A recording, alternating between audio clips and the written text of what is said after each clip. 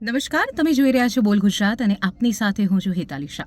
સ્થાનિક સ્વરાજ્યની ચૂંટણીઓના પડઘમ વાગી ચૂક્યા છે, શંખનાદ થઈ ચૂક્યો છે અને હવે રાજકીય પક્ષો છે તે ઉમેદવારોની શોધમાં નીકળ્યો છે અને સાથે જ જે ચૂંટણી લડવા ઈચ્છુક જે ઉમેદવારો છે તેઓ પણ પોતાના બાયોડેટા લઈને પક્ષના ચક્કર એટલે કે પક્ષની જે કચેરીઓ છે તેના ચક્કર લગાવી રહ્યા છે. એટલે રસ્તામાં તમને કોઈ બાયોડેટા લઈને ફરતો જોવા મળે તેને નોકરી નહીં, પરંતુ કાઉન્સિલર બનવા માટેની અથવા તો નેતા બનવાની જે ઈચ્છા છે તેને લઈને તેઓ બાયોડેટા લઈને અત્યારે ભાજપનું ભવન હોય યા તો કોંગ્રેસનું ત્યાં તમને જોવા મળશે.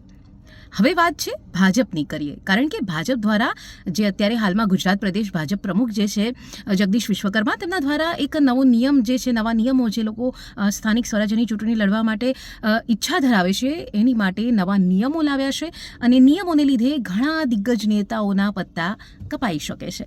નિયમો શું છે પહેલાં એની પર આપણે નજર કરી લઈએ તો 60 વર્ષથી વધુ ઉંમરના નેતાને ટિકિટ નહીં મળે. જી હા, 60 વર્ષથી ઉપરના જે પણ નેતાઓ હશે એમને ટિકિટ નહીં મળે.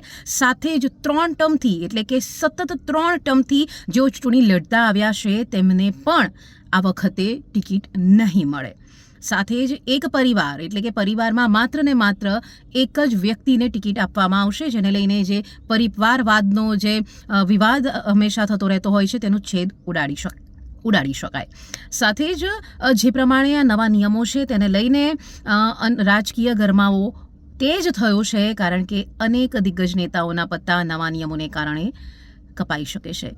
સાથે જ ખેડા જિલ્લાની વાત કરીએ તો ખેડા જિલ્લામાં પણ નડિયાદ કોર્પોરેશનની જે પ્રથમ ચૂંટણી છે, નગરપાલિકાની ચૂંટણી તો અત્યાર સુધી નહીં યોજાઈ છે, પરંતુ જે કોર્પોરેશનની ચૂંટણી છે તે પ્રથમ વખત યોજાવા જઈ રહી છે. 13 વોર્ડમાં એક ચૂંટણી યોજાવાની છે અને કોર્પોરેટર બનવા માટે બધાએ જે મહેનત કરી હતી કે અમે કોર્પોરેશન બનશે ત્યારે ભાજપ અમને ટિકિટ આપશે અને અમે ચૂંટણી લડીશું, પરંતુ જે અંદરની જે વાત જાણવા મળી છે ભાજપમાંથી કે એવા જે વ્યક્તિઓ છે એટલે કે કહી શકાય કે જે લોકો સંગઠનમાં હોદ્દો ધરાવે છે તેમને પણ ટિકિટ નહીં મળે.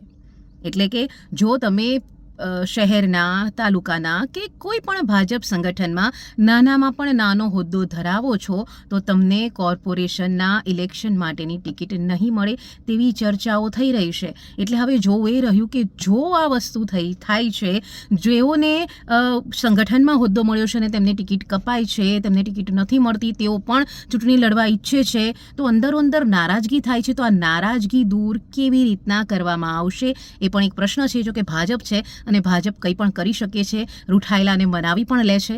એટલે આ જો અને તોની વાત છે અને આ તો ચર્ચાઓ છે. હવે જ્યારે ટિકિટો ફાળવવામાં આવે છે ત્યારે કોને ફાળવવામાં આવે છે અને ત્યારબાદ શું ધીંગા મસ્તી રાજકીય ગલિયારોમાં થાય છે તે જેવું દિલચસ્પ બની રહેશે. હવે આપનું શું માનવું છે તે ચોક્કસથી કમેન્ટ્સ કરીને જણાવશો. સાથે જ આપણી ચેનલ બોલ ગુજરાતને લાઇક, શેર અને સબસ્ક્રાઇબ કરવાનું ભૂલશો નહીં. આભાર.